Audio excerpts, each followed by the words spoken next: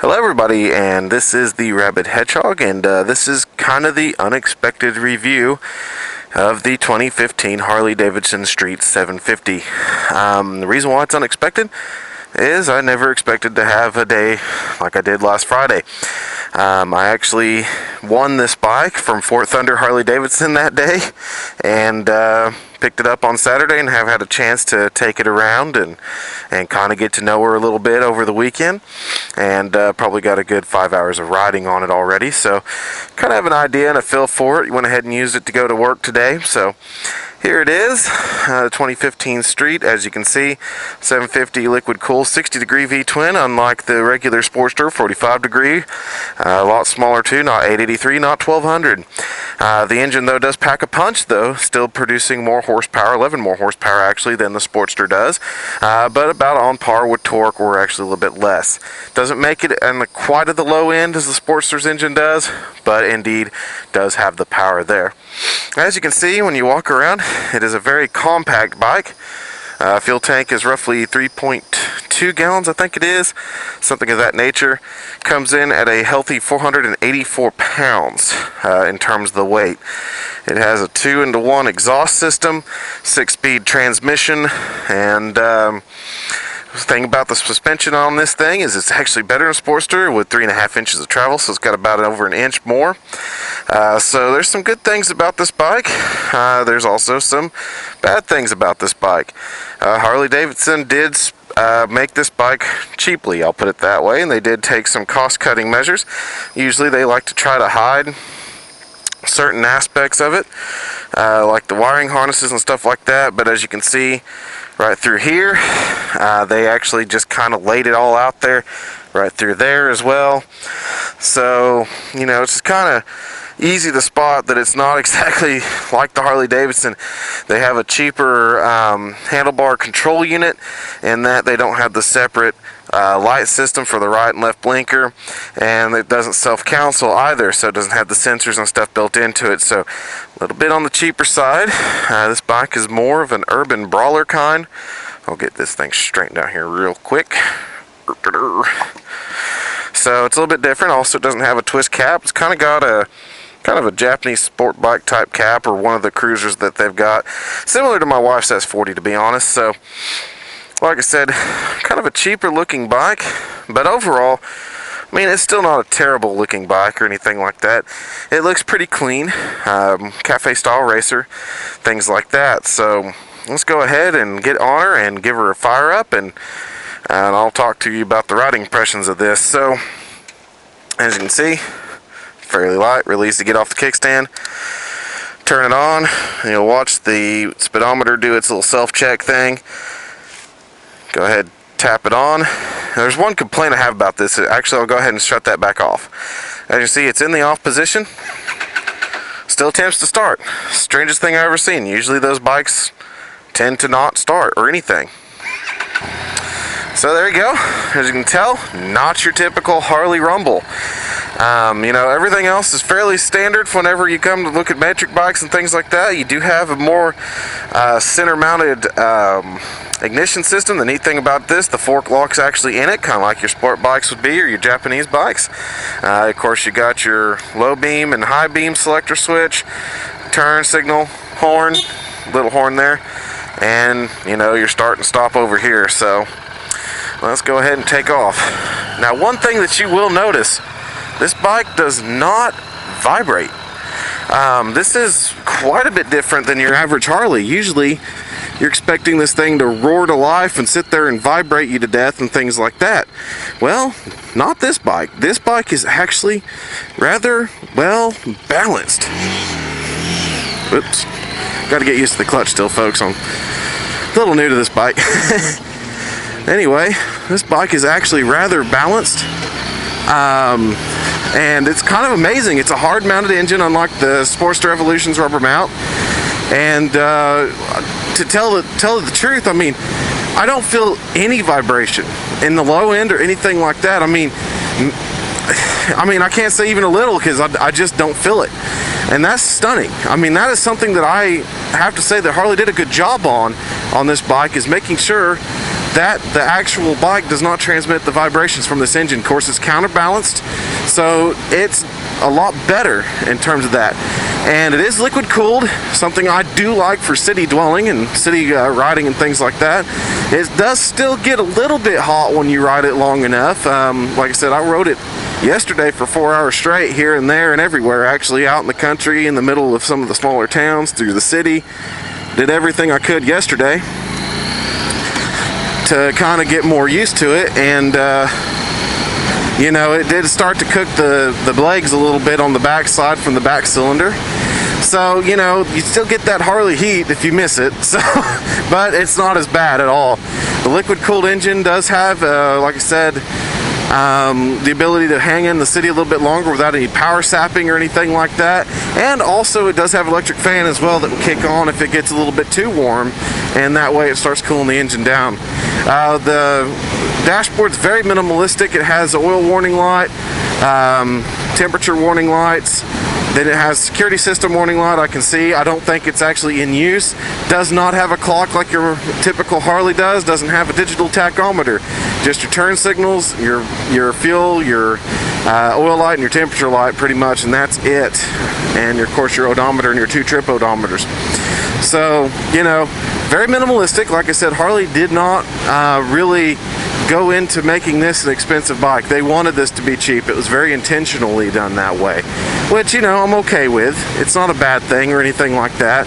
It's just that it seems like they wanted to make this an afterthought. Like I kind of complain about the Yamahas and things like that. It just felt like an afterthought versus the full line bikes that they have, their typical big cruisers and stuff. But, you know, the one thing though, unlike Yamaha that I was riding, this bike's engine does not feel like an afterthought. And I mean, I've rode a lot of bikes in 11 years. I've owned a lot of bikes in 11 years, 8. And from every manufacturer almost you can think of, Triumph, Kawasaki, Suzuki, Honda, things like that.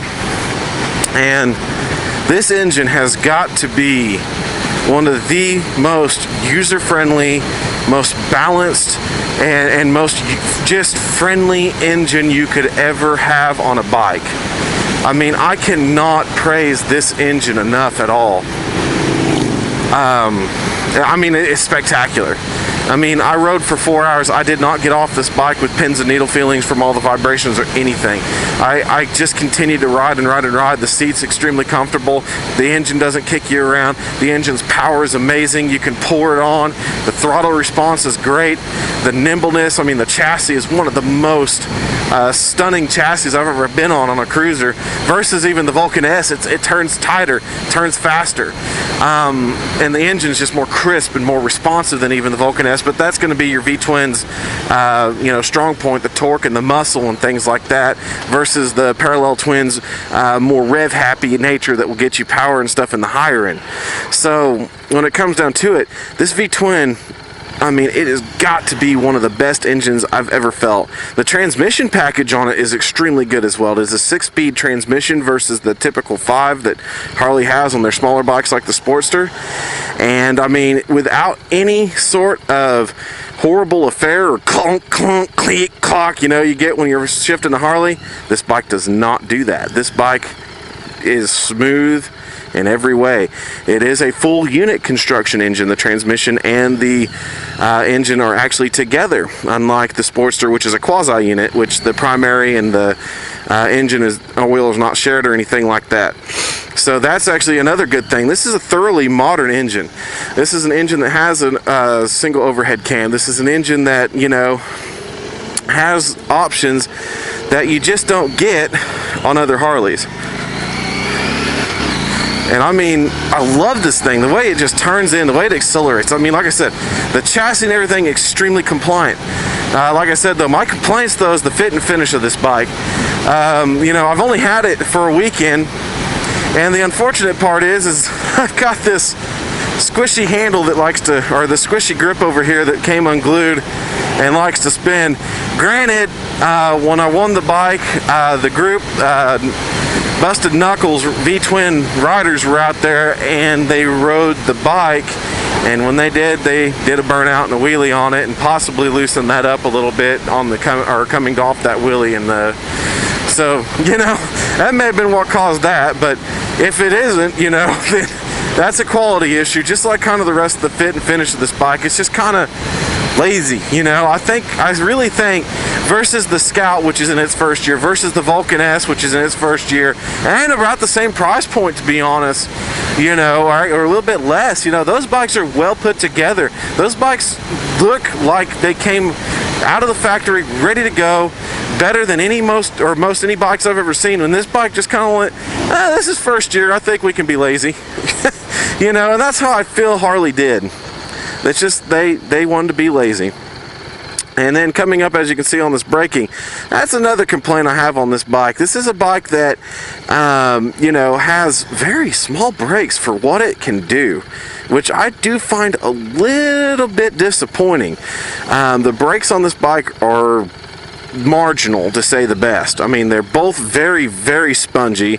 They're both very, very not grippy. I mean, you go to brake and it doesn't feel like you're braking. The engine braking on the Revolution X is fantastic. Thank goodness it's fantastic, because it does help you in those braking situations that suck. I will put it that way. So, when you're going to look at this bike, definitely the Vulcan S, better brakes. The Scout, better brakes. I know the Scout has a much bigger engine. The Scout's more in line with the V-Rod when you really look at it. But, this bike is still a small, urban, water-cooled brawler, and I'll put it up there with the Scout. But overall, though, it's not terrible. Would I have bought this bike? Probably not, to be honest. I mean, I'm a Harley Davidson fan, and I did talk about, let's talk about the Sportster kind of thing in an earlier vlog, and I have to say that when it comes down to it, this bike may be the beginning of what a next Sportster will be, the beginning of the next generation, because this bike is more compliant, in every way than the Sportster. I mean, I can ride on it a lot longer, even than my LT. And my LT has the better suspension of all the Sportsters. I can deal with the vibration a lot better because there's none. I mean, I've been up higher. I know that I've read some things about this bike, and they said, well, up at about 85 and stuff like that, you get a vibration. No, I didn't feel it. I had this bike all the way up to a max speed of about 115 yesterday. No, I don't feel anything. This bike is stable, non-vibration, wonderful in every way, shape, or form. Like I said, this is the best dadgum motorcycle engine I've ever felt. And I pray that Harley will think about moving this to something else. If they ever decide to get rid of the Street, they need to keep the engine, because it's a fantastic engine. And I will praise it for a while. I mean, the braking on it's fantastic, just the way it's designed. You do actually have to do valve adjustments on these if you're a maintenance kind of guy. 15,000 mile intervals on those valve adjustments. But they're the pretty easy ones with a bolt and a screw, so no big deal. $7 filler gauge and you're good to go. So, overall, after a few days with this bike, and like I said, completely unexpected. I wanted to ride one during a Harley riding event, and they, canceled due to wind. Dumbest thing I ever heard, but, I have to say, after winning it and after getting a chance to ride it and enjoying it, I really do enjoy this bike. I mean, will I keep it? I don't know. I might because of the liquid cooled nature, but my dream is that Triumph Rocket 3 for sure. And if I ride a Rocket 3 and really get to liking it, well, I might have to get rid of Roxy and this one to get one, so that way I can get back to a manageable size in my garage. But anyway, real quick, one more thing on this Harley Street before I sign off. The mirrors, they need to make something aftermarket and fast.